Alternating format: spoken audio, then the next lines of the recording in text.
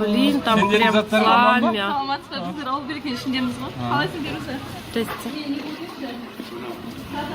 Пламя пылает, капец. Я думаю, чувствую, это все человек.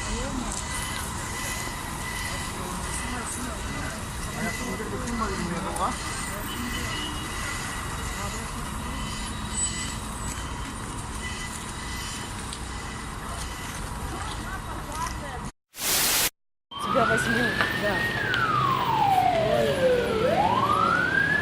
А что такое одна пожарная приехала? Вообще не говори.